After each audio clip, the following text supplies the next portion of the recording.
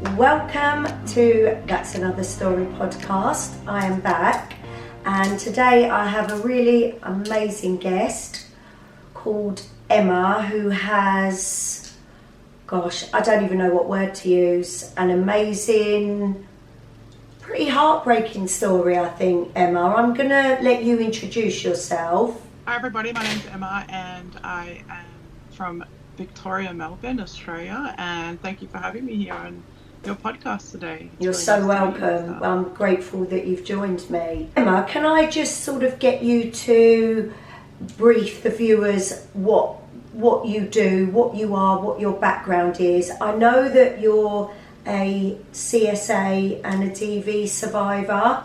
Would you be okay with explaining what that is? Okay. So a C abuse survivor, and I also survived domestic violence. Okay, lovely. Thank you for that. And you've certainly had a good journey, haven't you? I was doing some research on you, and firstly, I just want to say I think you're amazing. Thank you. And you're living proof of how strong women can be, I guess. Your story sort of started through your childhood, didn't it? Would you just sort of take us on that journey a little bit? You ran away from home at 13, I believe. Why was that, Emma? So I ran away from home when I was 13. I was at a time in my life where I'd sort of just come into realization the dangers that I was living in, and the environment that I was living in was not very healthy. It was very toxic. I was being abused. I was being abused by my stepfather, sexually, physically, emotionally.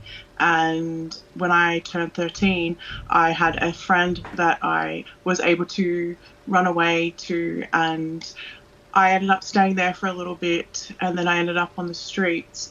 And when I turned 15, I ended up back at this particular person's home, where she took me under her wing and started looking after me. She fostered me, and this is where my other half of my journey unfolded in healing. That was the first steps to healing, was reporting what had happened to me in my childhood with the sexual abuse. Was that the first time that you actually spoke about that to somebody in authority? Yeah, so when I felt safe in my foster care home, my foster care mother asked me if anything had happened to me as a child, and it was the first time ever since because the abuse started when I was 7, and so when I turned 15, I was there, and she asked me, because she actually was a friend of the family, and she grew up with my mum and my stepfather. She actually lived next door, so she actually witnessed a lot and knew that, I guess, in her heart, that things weren't right, but didn't have any authority or any Emma, any could way I ask you quite a personal question on Of course. what you've just said? Did your mum know about the abuse? I actually feel that there would have been a level of awareness considering the depth of the abuse. But I do also understand that there was a lot of grooming going on within the family unit. So she was groomed in ways where she was isolated, she was forced to be drinking, so there was a lot of mental abuse, physical abuse, there was a lot of violence within the home. So whether or not she knew, she still wouldn't have been able to do anything about it. She probably, because of what situation she was in, couldn't deal with it, maybe. Yeah, so when I went through the court case, I was working with a police officer who was specialised in victims of sexual abuse, and she had been in that industry and still is and has been for over 30 years. And so she had great awareness around the grooming of the perpetrator to the victim, and how they groomed the whole family. So he went around and he actually groomed every single one of us. And so, especially my mum. Sorry, did you had brothers and sisters, did you? Or you have brothers and sisters? I have an older sister. Did she go through the same, or am I allowed to ask that? Is that... Of course, yeah. No, I'm an open book. I'm all about spreading this awareness because people need to know about this. Yeah, absolutely. So when I mentioned the word grooming, he actually groomed the whole family. So he started with my mum first. Obviously, he met my mum when I was 2 years old. They ended up getting married, but he ended up isolating her, getting her into drinking, and then slowly distancing her from her friends. And then this is when the abuse started physically, and so then he then went on to my older sister. So he actually did start with my older sister first. Right. And we actually never spoke about the abuse until we were 21. Oh, wow. So, yeah. So back to the start where you asked me when I felt safe to tell anybody was around the age of 15. So I held that in from the age of 7 to the age of 15. And when I finally felt safe enough to share that with a trusted elder person who was taking care of me, I broke down and I ended up telling her everything. She ended up Could I just ask one question? Yeah. Sorry, Emma. Absolutely. Were you afraid to tell anybody because he had threatened you, or did he tell you that something would happen to you if you ever spoke about it? What were you afraid of? So he actually said to me that he would kill me. Wow. Actually makes me cry. Honestly, I've done so much work around this, but he did. He threatened me. He said that you'd kill me. He said that you would kill my family. He threatened me with words that nobody would ever accept me, love me, and that I would be thrown out on the street, that I would be basically disconnected from friends, family, and as a child, you believe what the adult's telling you, don't you? 100%. I was petrified. Yeah, absolutely. Sorry, I cut in there because I just wanted to know. And then at 15, you told your foster mum you felt safe enough to talk about it. Yeah, so I ended up mentioning what had happened to me, and they ended up bringing the authorities, and they ended up coming around, and my mum was notified at this time. But I didn't want a bar of it. I obviously had held in this big secret. I had been silenced.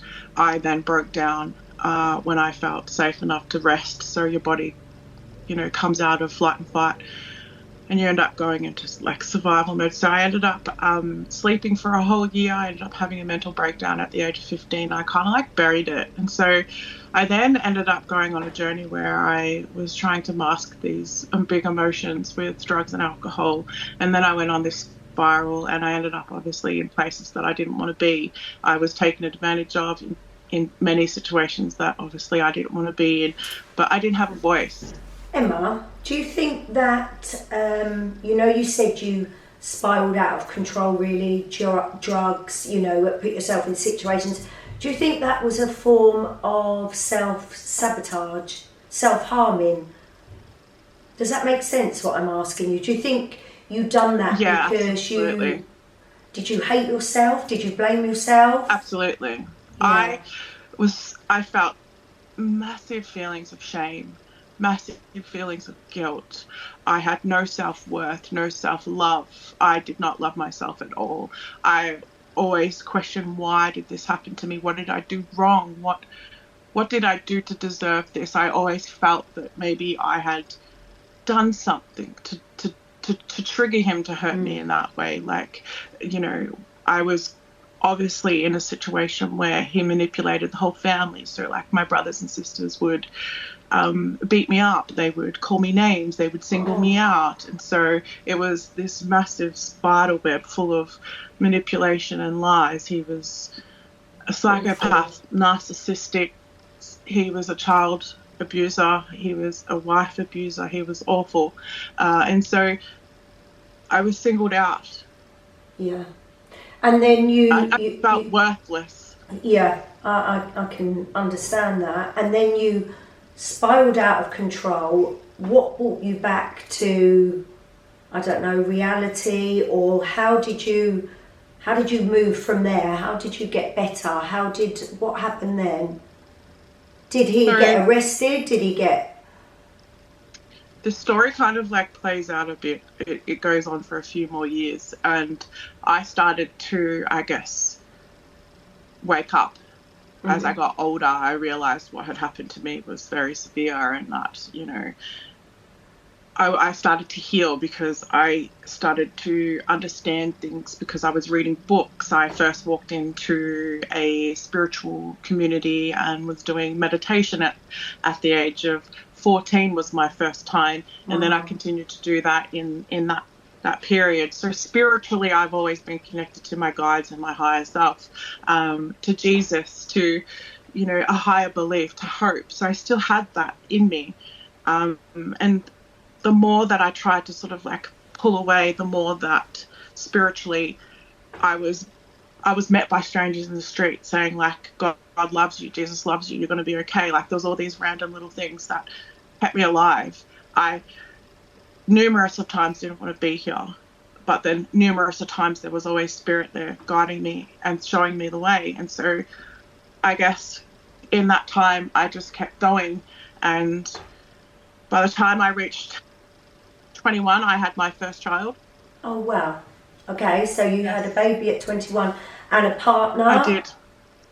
So what happened there is that I met this young man, and he had a mum who was divorced at the time, and so basically they had this tight little family unit which I craved for my whole life. Of course. And back then I thought it was love. Obviously it was on a certain degree, but it was definitely trauma. And I was drawn to this family, and this family came with a lot of problems. So the father of my child had suffered with mental health issues. In fact, he had severe mental health issues. So he was bipolar. He had suffered with trauma from his own childhood, and we kind of like just gelled together, and we were feeding off this trauma that we had lived through. Yeah. We ended up having a baby at 21. And that was the moment that changed for me. The minute I held my daughter in my arms, I knew instantly that I needed to protect her, and that I needed to put aside my own fears and stand up for her. And I ended up seeing him driving around. It was so odd. He was driving next to me down the street, and I looked over at him, and something came over me, and I was so angry that this person who had stripped everything from me, from my child, from my 10 years, from all that pain, all that suffering, because was just freely driving around. Yeah, and you've missed out on a whole childhood and being a young woman. Yeah. Absolutely. And because of the position I was in and the choices that I had made, they are my choices, but my environment didn't back those choices. If I had been in a different situation that was, caring and loving, and the environment was different, my choices would have been different. Anyway, besides that, I ended up getting really mad, and something came over me, and I was just like swerving the car, like, pull over now. Like, I was fucking mad, and I will swear, because that's how I felt. Swear away. Yeah. I would be fucking mad. Yeah, I was fucking mad. And so he pulled over, and he gets out the car, right, and he comes up to where I was, and he, I was shaking at this point. Obviously, I'm facing my perpetrator. I'm facing the monster from my childhood, and I haven't seen him in years. Oh wow. And a part of me was like, oh, you kind of like don't look that scary now that I'm all. Like the vision that I'd had of him as I was older, as a little kid looking up to an adult. And so he just looked much older and less scarier. And the fight in me was just like, I just kept thinking of my daughter. And I said to him, why did you do what you did? And he was like, oh, I'm sorry if I did anything. I'm sorry. I wasn't okay back then. And he actually offered me $20,000 to shut up. Oh my God. To not do anything about it. And then he had the audacity to ask me, he said, I heard you had a baby. How's your daughter? Was that a trigger? I fucking lost it. Yeah, I would have. I knew that moment that I was going to seek justice for my inner child, for my child, for me, for all the women on this planet. And so I ended up starting on a journey of filing, obviously, what he had done to me through the police. Now, there had already been a statement, obviously, from when I was 15, but I didn't proceed with it. And there was a couple of other little things along my journey that obviously linked the story together. Yeah. I didn't know about my older sister. We didn't hear about or share stories. That was a very massive... Emma, could I just ask something that came in my mind when you just said that? Did nobody in authority any of your teachers, anyone, not pick up on anything? Or do you think they didn't care? I honestly feel like back then that it wasn't spoken about It enough, was, to be yeah. honest with you. Yeah, no, I I, understand. Yeah, and I feel like it was probably just skimming the surface when I was in high school, in year 8, which would have been 1998, where it was actually just sort of like coming to the surface around awareness around domestic violence and sexual abuse in children. So, yeah, there was one particular teacher that I will never forget that I feel knew that something was happening but couldn't do anything about it. I mean, I was a very troubled child. Like, my actions at school would clearly now Be picked represent up that there's on. something going Yeah, on at home. yeah, Oh, 100%. yeah. Yeah. Sorry, so Yeah. I keep taking you back. We fast forward to you had all proof of what he'd done, and It was a very long journey. yeah, And so I can imagine. it took 3 years fighting in the county court in Melbourne. I was going back and forth, repeating my story, going through lawyers. That must have And then been in draining between, in itself. it was actually horrendous, Yeah. having to repeat my story all over again. But I kept going, obviously, because I knew that I needed to fight for justice. And then within I think it was a year and a half in, my partner committed suicide. So I ended up having to stop my case with the journey because So your the daughter's judge. dad committed suicide. Yeah, so gosh. she was 3 and my son was 1.5. Oh wow. That and I do. was that?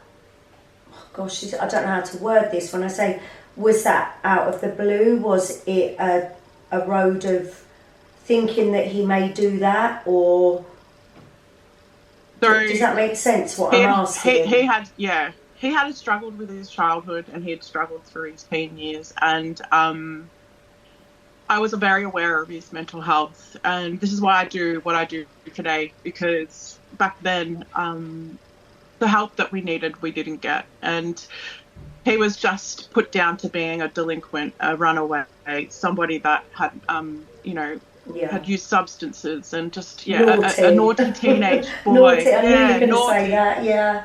Yeah, and so I ended up taking him to the doctors one day. This was 2 weeks before he passed, and I'd said to him, like, I've finally got him here and you need to help him. Instead, this doctor just handed him a piece of paper and said, you need to fill this out. And I said to him, you don't understand how hard this has been for me to get him out. He's not going to fill this out. I said, yeah. And then 2 weeks later, he was missing. He was missing for 2 weeks before they found him. Oh my and he had gosh. passed. Oh wow. Yeah. And I bet no one was held accountable, awful. were they? This is the part. Yeah, that's probably another chapter to my journey. Because, what happened then? I went obviously into a real deep shock, and I was still processing everything that I was going through as a child and trying to get justice. And now you've got these 2 young children. You've got 2 young babies, and your part. And then, what happened from there?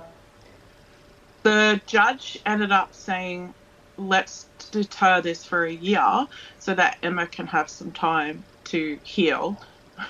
And we'll look at this in a year's time, because they didn't want the outcome to be contradicted with the loss of my partner and obviously the emotions around that, based around the emotions of the sexual abuse case. So we ended up waiting another year, and a year later I went back in and I shared my story with the jury. It was very, very hard. I chose to be in the courtroom.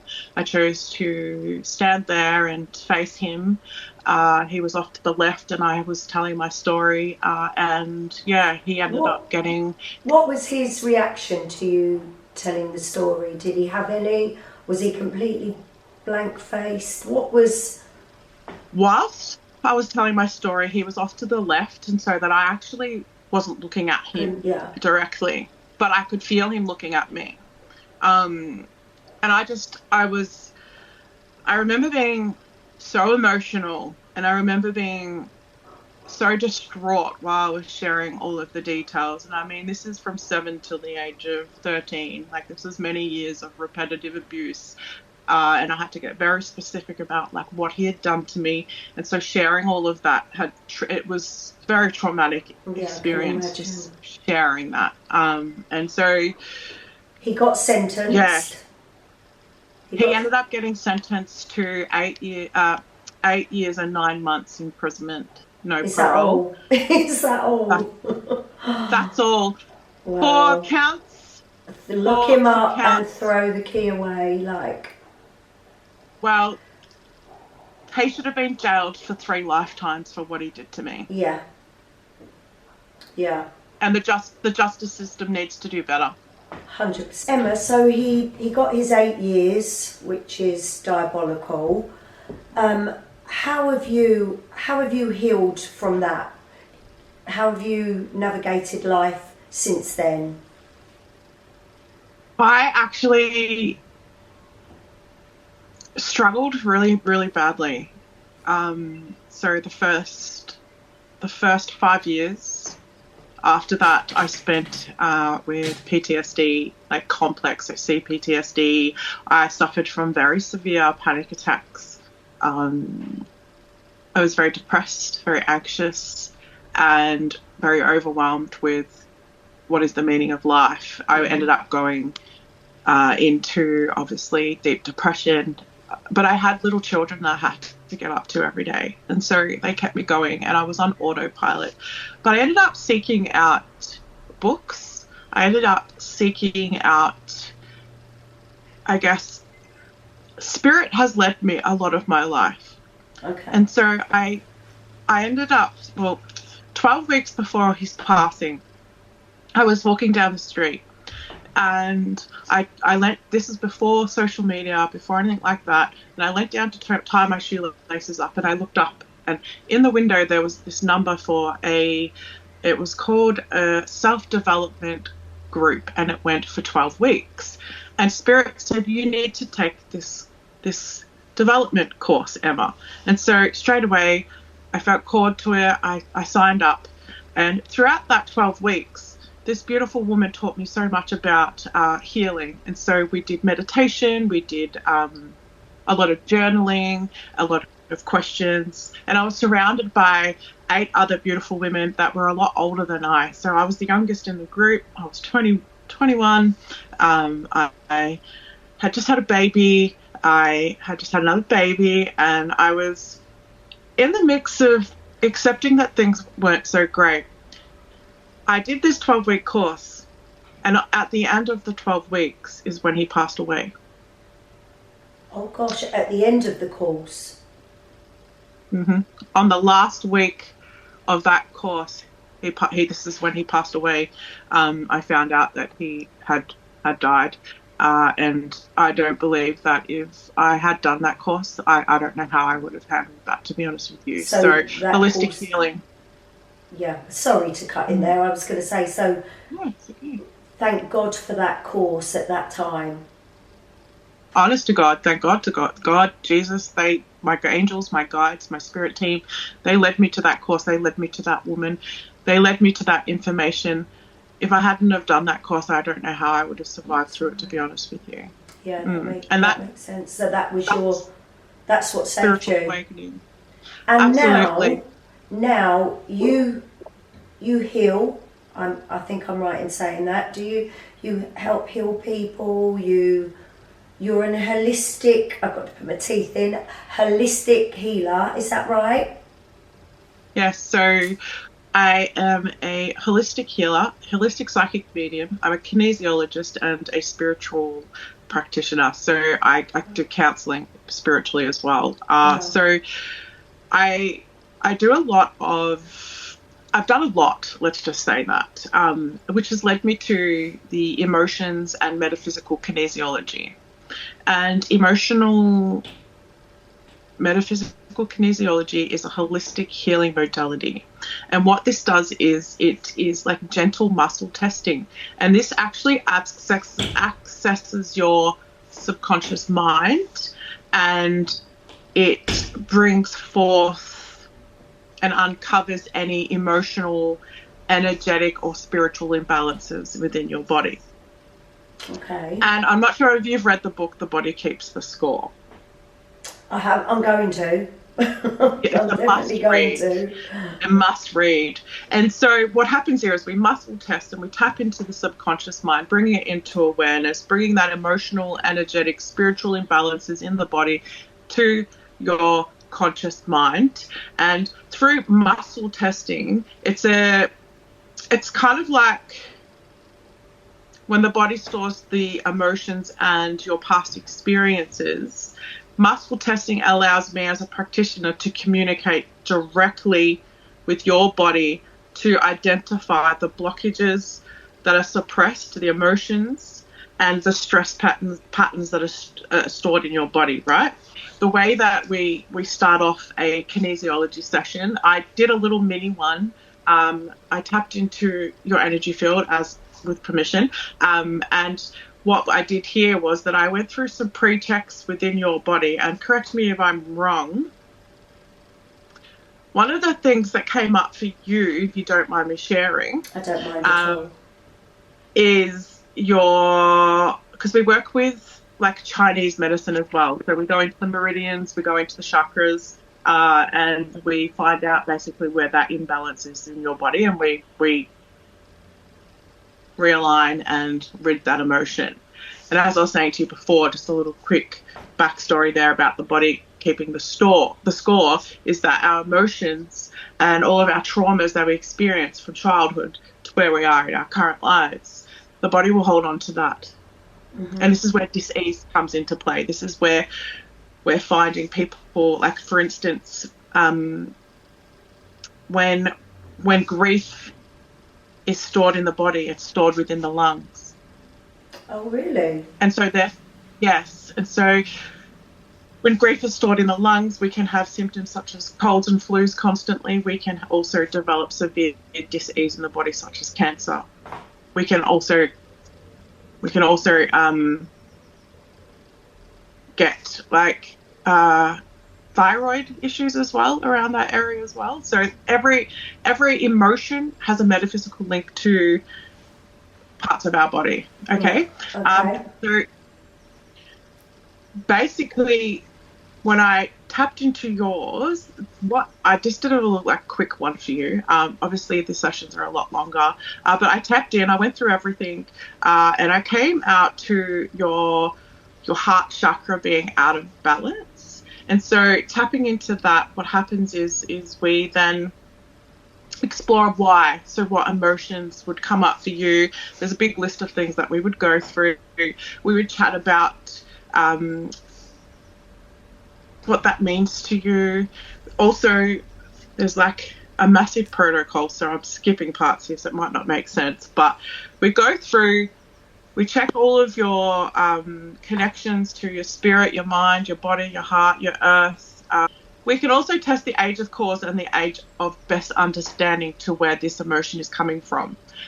So when testing that, I think it was the age of 6 for you that came through, and we don't need to go into it because the body knows.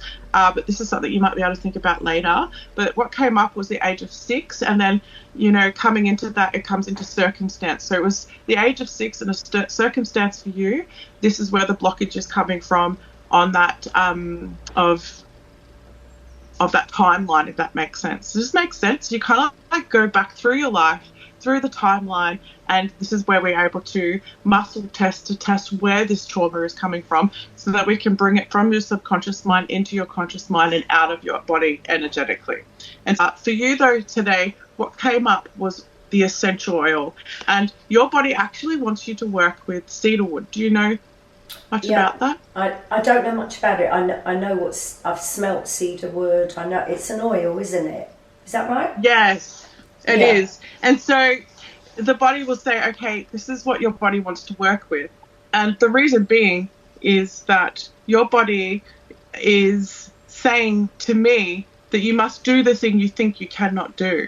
And so it brings you courage to do the next thing in your life. It will help you shift that energetic emotion that's holding you back from stepping perhaps into something that you may be feeling a little bit uneasy around. And so it comes with like an affirmation, it comes with some conversation starters for you to journal. And it's, for instance, what gives you the courage to take action? What does your courage rest within you? Are there some courageous conversations you need to have that will recreate your personal destiny? So it's all about, Yeah. Like there's, I'll send it to you afterwards. There's a whole list of things there that you can have a look at. But Thank you. Your body's craving for you to work with that. So working with that essential oil will help clear that energetic blockage. They're also asking when I tested for a remedy for you to work with the crystal howlite. The crystal. Do you have any of that? Called howlite. Howlite.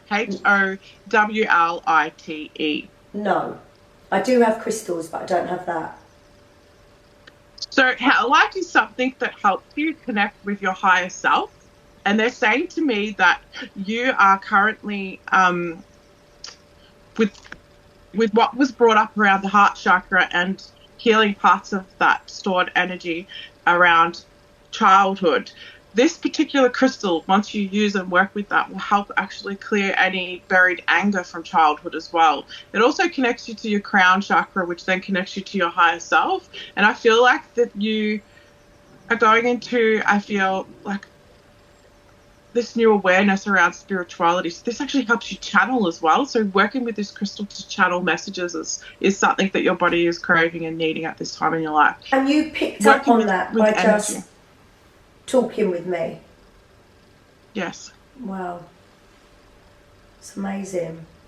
Yeah, so connecting into your energy, muscle testing, connecting your energy. Your body's telling me what your body needs. Your body's telling me what traumas are stored in your body, what you need to work with, how you can move through this. And that is the aim, is to get all of that trauma, get that stored emotion.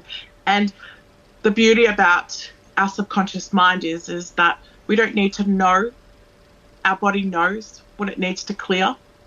Mm-hmm. And so when we tap into that subconscious mind, it brings it to our awareness mind, then we're able to clear it, because there's so many aha moments in kinesiology where you go, oh my gosh, yes, that makes sense. I know where that's coming from. And then you're having awareness about where that trauma is stored, and then you're able to clear it, because you can't clear anything if you don't really have that awareness about it, if that makes sense. The body will always know where to go, and it brings it into the conscious mind. But having that awareness... Sorry, Emma. And is that how doing these things that you're talking about now, how you healed yourself? Absolutely. I went on a journey, as I said. I've also lost a lot of loved ones close to me, and I've also experienced with a lot of family members that have passed from illnesses. Do you pick up? So, do you pick up anyone for me, a spirit, or is there anything you pick up with me, or is that not something you'd be able to do here and now? Straight away before we came into the session, there was definitely a woman in spirit that was around you. So you have many loved ones in spirit with you at the moment, and they're all here with you. I feel that there's a woman there in spirit with you. I feel that she just very, very briefly touched on this, by the way. It's not an in-depth reading. No, of course. Dark hair, an older lady. I know that there's many loved ones in spirit around you at the moment, because they all just jumped in straight away. So they all jumped in to say hello, to let you know that they are here. But one particular woman stood out. There's dark hair, and I feel like she's of maternal. So she's either a grandmother or a mother. Like, she has this real maternal energy towards you. And she's just here. She's just stepped in before the reading, just to let you know that she's here, and to let you know that you have a lot of spirit behind you that are supporting you in your journey. They're all cheering you. There's lots of rainbows. There's lots of celebrations going on. They're very happy for you. They have nothing but love for you. And they're just there in the background cheering you on. I feel like they show you lots of spirits as well. So there's like dragonflies and butterflies and like really beautiful, bright, colourful colours around you that you may see when you're walking or you're out, like outside. Mm-hmm. Yeah, that makes sense. Yeah. Do you see butterflies? Do you know what? I do. Obviously only at certain times, but yeah, always. Yeah. Is it a yellow butterfly? Because I'm just saying like a yellow butterfly. Like I feel like yellow is quite significant with this woman. Don't know. Not that sticks in my mind, if I'm really honest, but I definitely. No, please be honest. Yeah, not that colour doesn't stick, but butterflies, yeah. Okay. Well, I feel like she's going to show you a yellow butterfly after this particular woman. Okay, that'd be good. Do I catch it? Do you have a tattoo of a butterfly? Say that again. Does anyone around you have a tattoo of a butterfly? No. No, not that I can think of. Well, this woman is she also gives you like feathers, like green and white feathers as well. It's Harley. So random. Oh, my son might. I think my son's got. Amy's just telling me my son's got a butterfly. I actually didn't know that. Oh, really? Okay, because you're mentioning the butterfly tattoo. Oh, well, that's Harley. Yeah, I didn't know what. Okay. I know he's got stuff, but I didn't know what. Okay. But just letting you know that this lady, she's mentioning that. So that means that she sees that. She's whoever that is related to, she sees him, her. That is her way of showing you that she's around. Also, can you relate to like red poppies or red flowers? Not poppies really. Flowers. Like roses then? Like just a red flower. Right, it's like my red. daughter-in-law's just telling me my son's got, what's he got? He's got a red rose tattoo. He's got a red rose tattooed on his arm. Okay, so she's referencing that as well. Oh gosh. This woman loves you all very dearly, I can tell you that much. And she's just saying hello today. She's coming in saying hello from heaven. You know who this woman is. She knows that you've been thinking of her. And she just wants to let you know that she's sending you signs and she's sending you love from heaven. I just feel like so much emotion around the heart space with her. There's just so many really beautiful memories of love between you and her, and she just wants you to keep holding on to those. That's lovely. Yeah. Thank you, Emma. You're welcome. Thank you. So, oh my God, your story, Emma. I'm still. Emma, what was that book you mentioned? The Body Keeps the Score. Okay, because I feel I need to read that as well.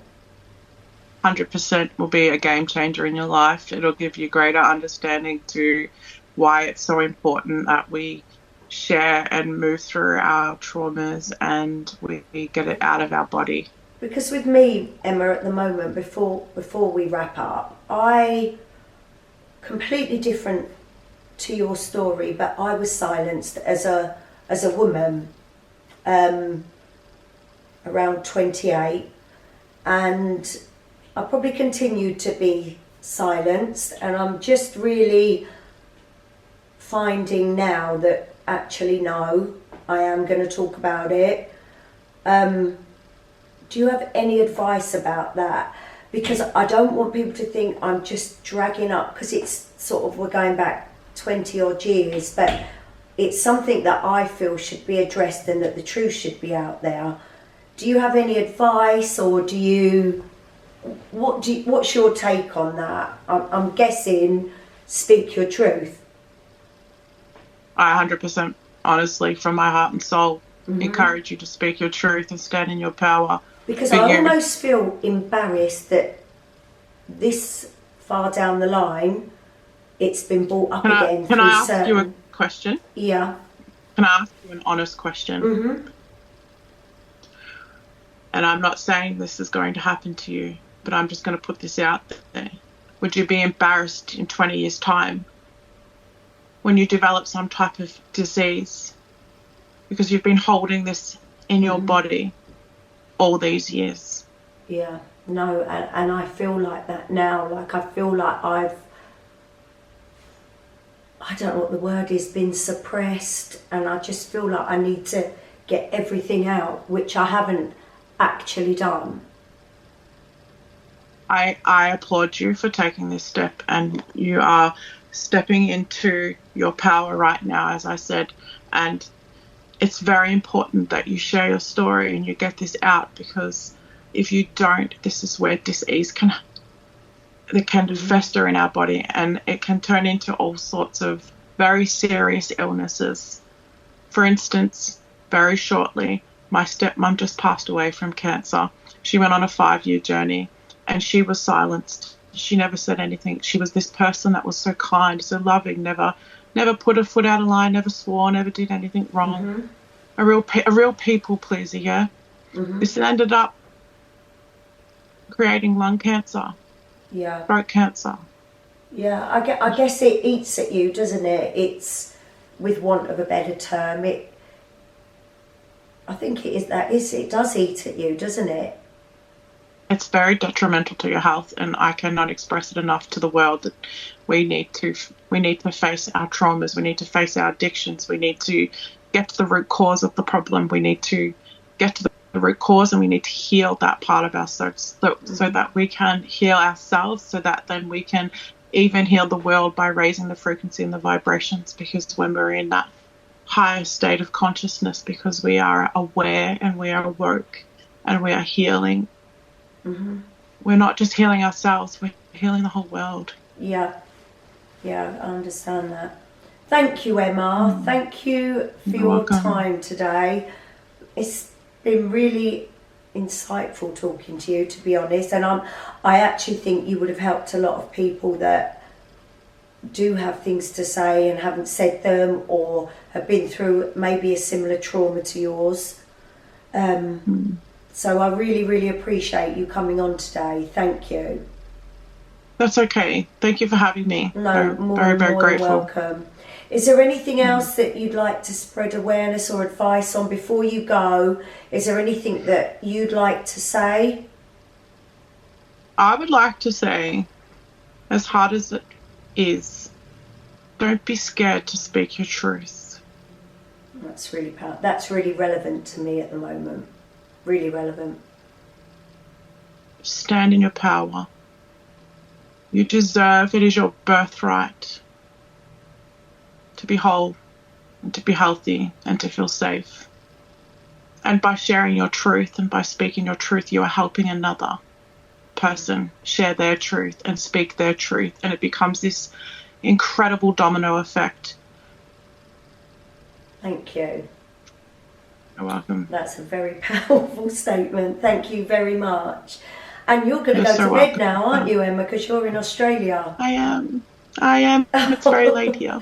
Well, good night and God bless, Emma. Thank you so much. God bless. You're welcome. Take care. Bye-bye. Thank you. Bye. That was another episode of That's Another Story podcast. That was quite heavy. I don't know if anyone else feels it, but I do. Thank you for joining me. Please don't hesitate to subscribe. YouTube, Amazon, Spotify, Apple. Follow me on social media. Lisa Andrews. I'm on Instagram and TikTok. And show the love. And I will see you again next week with another story.